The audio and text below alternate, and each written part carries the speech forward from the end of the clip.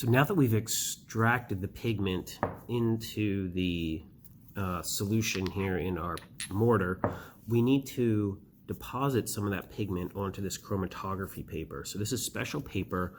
You can't just use any paper. It's a special paper with special pores and polarity to the paper.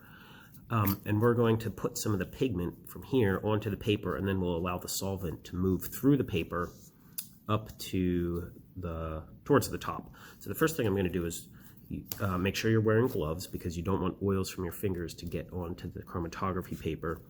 And then if these were cut somewhat straight, they're not always cut straight. So I'm going to put a line across here.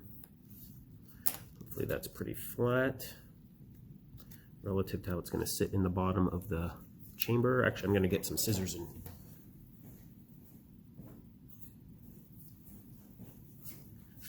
I'm just going to even off the bottom of this here so it's a little flatter, so it sits in the bottom of the chamber even.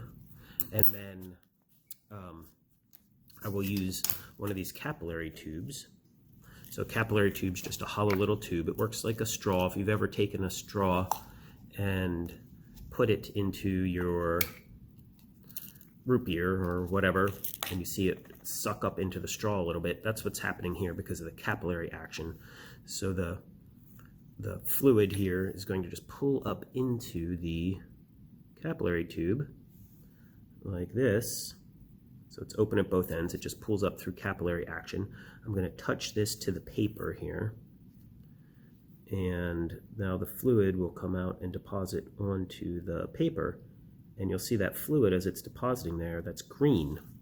Okay, so that's actually has some of the pigments in it.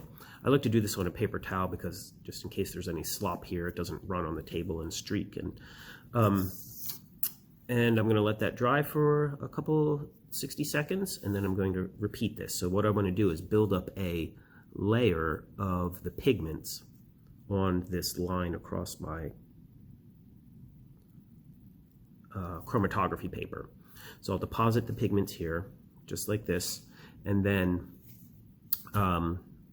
after that dries, I'll put it in a chromatography chamber and allow the solvents to pull the pigments through the chromatography paper.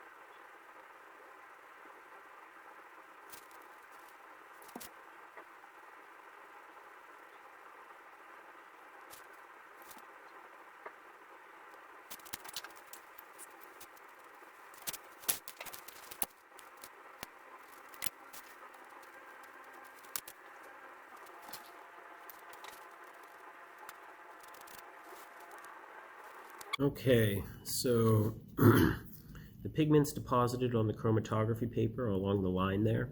So we're all set here.